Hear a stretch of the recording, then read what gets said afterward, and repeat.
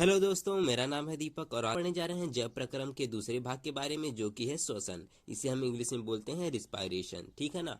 तो इस चैप्टर में हम श्वसन के बारे में पढ़ेंगे। तो चलिए सबसे पहले हम श्वसन के बारे में कुछ उसकी परिभाषा और कुछ थोड़ा बहुत जान लेते हैं। श्वसन आखिर होता क्या है।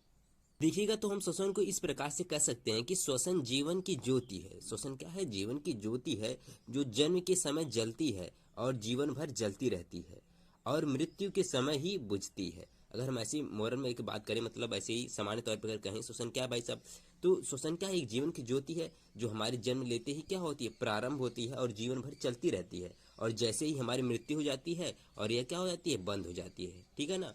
जब तक हम जीवित रहते हैं तब तक ही सांस लेते हैं, मरने के बाद तो सांस लेते नहीं है, ठीक है ना। तो वही बात ऐसी कह दी गई है। देखिएगा, ये श्वसन की परिभाषा नहीं है, ठीक है ना, बस हम ऐसे ही जान रहे हैं, मतलब थोड़ा सा। तो चलिए दोस्तों, अब हम लोग श्वसन की परिभाषा भी देख लेते हैं। देखिएगा, श्वसन की परिभाषा ऐसे दिया है कि सभी जीवों में कोशिकीय स्तर पर ऑक्सीजन की उपस्थिति में भोजन के जैविक ऑक्सीकरण की क्रिया को श्वसन कहते हैं। देखिएगा, श्वसन को परिभाषित करने का एक और तरीका होता है, जो यहाँ पर क्या किया गया है? लिखा गया है। अथवा क्या है? वह क्रिया जिसमें कोशिका के कार्बनिक यौगिकों, प्रायः कौन सा? ग्लूकोज, ठीक है ना, ग्लूकोज ही होता है, का ऑक्सीकरण होता है, श्वसन कहलाती है। मतलब श्वसन वह क्रिया है जिसमें क्या होता है? कोशिका में, यानी कि कोशिका के अंदर कार्बनिक यौगिकों में किसका? ग्लूकोज का, ठीक ना, ऑक्सीकरण होता है, क्या कहलाता है? श्वसन कहलाती है। और ये इस क्रिया में कार्बन डाइऑक्साइड तथा ऊर्जा उत्पन्न होती है। मुझे लगता है अब आप लोगों को अच्छे से समझ में आ गया होगा, ठीक है ना। जो ऊपर बात लिखी गई है परिभाषा में, उसे हम ऐसे समीकरण के द्वारा भी प्रदर्शित कर सकते हैं। क्या लिखा है कि भोज्य पदार्थ प्लस ऑक्सीजन, जिससे क्या बन रहा है? आपका कार्बन डाइऑक्साइड और जल बनता है, और क्या निकलती है? आपकी ऊर्जा निकलती है श्वसन की क्रिया में, ठीक है ना। तो इसी को हम क्या कर रहे हैं कि भोज्य पदार्थ का क्या हो रहा है? ऑक्सीकरण हो रहा है। एक पॉइंट आप ऐसे याद रखेंगे कि कोशिकीय श्वसन में ग्लूकोज के एक अणु से पार्विक अम्ल के दो अणुओं के निर्माण की प्रक्रिया ग्लाइकोलिसिस कहलाती है। यह कोशिका द्रव्य में संपन्न होती है, ठीक है ना। इस पॉइंट को बस ऐसे ही क्या करेंगे? आप याद रखेंगे, ठीक है ना। अब हम पढ़ने जा रहे हैं श्वसन के प्रकार के बारे में, यानी कि टाइप्स ऑफ रिस्पायरेशन, यानी कि श्वसन कितने प्रकार का होता है। देखिएगा, इसमें ऐसे लिखा गया है कि ऑक्सीजन की आवश्यकता के अनुसार श्वसन दो प्रकार का होता है। जो आपका श्वसन होता है ऑक्सीजन की आवश्यकता के अनुसार कितने प्रकार का होता है? दो, ठीक है ना। तो देखिएगा, हमारा पहला होता है वायवीय या ऑक्सी श्वसन, जिसे हम इंग्लिश में बोलते हैं एरोबिक रिस्पायरेशन, ठीक है ना। तो इसमें पहला पॉइंट इस तरह है कि यह क्रिया ऑक्सीजन की उपस्थिति में होती है। देखिएगा, नाम से स्पष्ट है क्या? ऑक्सी श्वसन, तो इसमें क्या होगी? ऑक्सीजन की जरूरत होगी, ठीक है ना। तो यही पहला पॉइंट दिया गया है कि यह क्रिया ऑक्सीजन की उपस्थिति में होती है। दूसरा पॉइंट दिया गया है कि इस क्रिया में ग्लूकोज का ऑक्सीकरण पूर्ण रूप से होता है। और जो क्रिया होती है, जो आपकी ऑक्सी श्वसन की क्रिया है, इसमें क्या होगा? इसमें ग्लूकोज का ऑक्सीकरण पूर्ण रूप से होगा, ठीक है ना। फिर उसके बाद क्या होगा भाई साहब? इस क्रिया में ग्लूकोज के ऑक्सीकरण से कार्बन डाइऑक्साइड, जल तथा ऊर्जा मुक्त होती है। इस क्रिया में क्या होता है? ग्लूकोज का पूर्ण ऑक्सीकरण होता है, मतलब ग्लूकोज का ऑक्सीकरण पूरी तरीके से हो जाता है, जिससे हमें क्या मिलता है? उस ग्लूकोज के ऑक्सीकरण से मिलता है कार्बन डाइऑक्साइड मिलता है, जल मिलता है, और क्या? ऊर्जा भी मुक्त होती है इस क्रिया के दौरान, ठीक है ना। देखिएगा, नेक्स्ट पॉइंट में वही लिखा गया है कि इस क्रिया में 38 एटीपी यानी कि 673 किलो कैलोरी ऊर्जा मुक्त होती है। अब देखिएगा, यह क्रिया कहाँ पर पाई जाएगी? यह क्रिया सभी स्वपोषी पादपों तथा अधिकतर जंतुओं में होती है। कहाँ पर पाई जाएगी? सभी स्वपोषी पादपों में पाई जाएगी। और कहाँ पर? अधिकतर जंतुओं में यह क्रिया पाई जाती है। कौन सी? ऑक्सीश्वसन की क्रिया पाई जाती है। जो ऑक्सीश्वसन की क्रिया होती है, होती कहाँ पर है? यह माइटोकॉन्ड्रिया में होती है। माइटोकॉन्ड्रिया होता कहाँ है भाई साहब? यह क्रिया कोशिका के कोशिका द्रव्य में उपस्थित माइटोकॉन्ड्रिया में होती है, ठीक है ना। देखिएगा, अभी अभी हमने ऑक्सीश्वसन में यह पढ़ा था कि ग्लूकोज का ऑक्सीकरण होता है, जिससे हमें क्या मिलता है? कार्बन डाइऑक्साइड मिलता है, जल मिलता है, और क्या होती है? आपकी ऊर्जा मुक्त होती है, एनर्जी मुक्त होती है। कितनी? 38 एटीपी, ठीक है ना। दूसरी नंबर का होता है अवायवीय या अनाक्सी श्वसन, ठीक है ना, जिसे हम इंग्लिश में क्या बोलते हैं? एनएरोबिक रेस्पायरेशन, ठीक है। तो इसमें देख लेते हैं कौन कौन से पॉइंट दिए गए हैं। देखिएगा, जैसा कि इसके नाम से ही स्पष्ट है, यह क्रिया ऑक्सीजन की अनुपस्थिति में होती है, क्योंकि यहाँ पर क्या लिखा गया? अनाक्सी श्वसन या अवायवीय श्वसन। तो यानी कि यहाँ पर क्या है? ऑक्सीजन की आवश्यकता नहीं होती है।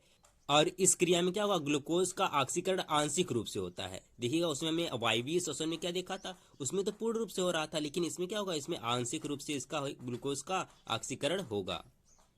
देखिएगा नेक्स्ट पॉइंट ऐसे लिखा गया कि इस क्रिया में प्राय एथिल अल्कोहल, देखिए प्राय लिखा गया है, ठीक है ना, इसे ध्यान देंगे इस बात को। प्राय एथिल अल्कोहल कार्बन डाइऑक्साइड तथा ऊर्जा मुक्त होती है, ठीक है। इस क्रिया में 2 एटीपी यानी कि 27 किलो कैलोरी ऊर्जा मुक्त होती है। मतलब इस क्रिया के दौरान कितनी ऊर्जा मुक्त हुई? 27 किलो कैलोरी ऊर्जा मुक्त हुई, या एटीपी में कहेंगे तो 2 एटीपी, ठीक है ना।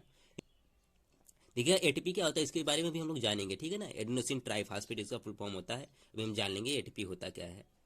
यह क्रिया कहाँ पर होगी? आपकी अनाक्षी श्वसन की क्रिया कहाँ होती है? जैसे कवकों में होती है, ईस्ट में होती है, और जो आपके जीवाणु होते हैं यानी कि बैक्टीरिया होते हैं उनमें होती है, और मनुष्यों यानी कि हम लोगों में जब क्या कर देते हैं, हम सब अधिक कार्य कर देते हैं तो हमारी पेशियों में भी अनाक्षी श्वसन होता है, ठीक है ना। देखिए नीचे इसका दिया गया है क्या, केमिकल रिएक्शन दिया गया है, मतलब इसका समीकरण दिया गया है, रासायनिक समीकरण। जो आपका ग्लूकोज होता है इसका ऑक्सीकरण होता है, वो भी पूर्ण रूप से नहीं, आंशिक ऑक्सीकरण होगा, किसमें?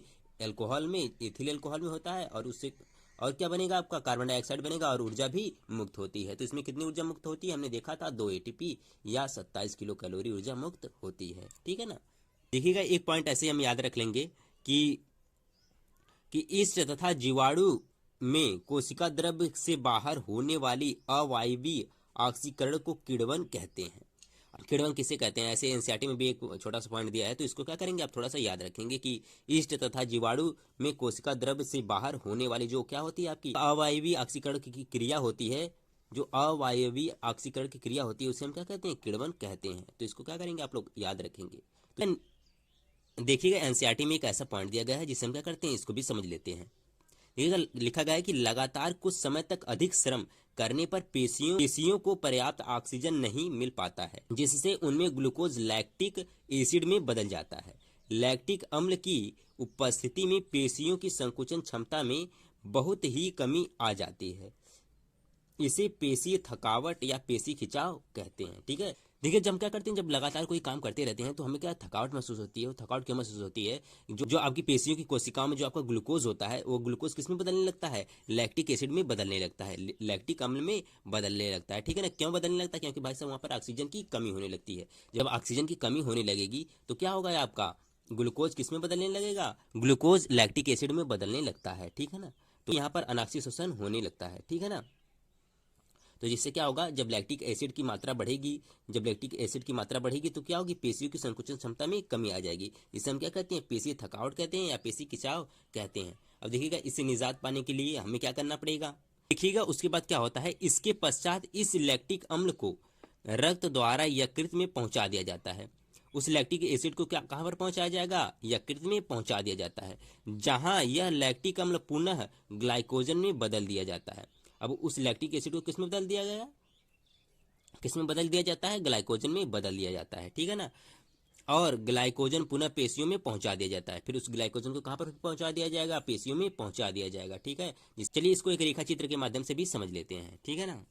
देखिएगा यहाँ पर ऐसे लिखा गया है, जब हम लोग अधिक कार्य करते हैं जो आपके शरीर में क्या होता है? ग्लूकोज होता है, किसमें बदल जाता है? लैक्टिक एसिड में बदल जाता है।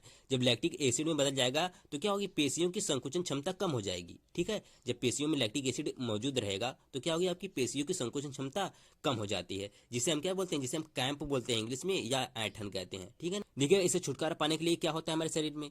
इस लैक्टिक एसिड को कहाँ पर भेज दिया जाता है? यकृत के पास भेज दिया जाता है। फिर यह यकृत क्या करता है? लैक्टिक एसिड को किसमें बदल देगा? ग्लाइकोजन में बदल देता है। फिर इस ग्लाइकोजन को दोबारा कहाँ पर भेज दिया जाएगा? पेशियों में भेज दिया जाता है, जिससे क्या होता है? कुछ समय बाद हमें आराम की अनुभूति होती है, आराम मिल जाता है, ठीक है ना। और हमने यह भी देख लिया था कि जो आपका ग्लूकोज होता है लैक्टिक एसिड में क्यों बदलता है? क्योंकि जब हम लगातार काम करते हैं तो ऑक्सीजन की क्या होने लगती है? कमी होने लगती है। इससे ऑक्सीजन शोषण ना होकर अनाक्सीय शोषण होने लगता है, ठीक है ना।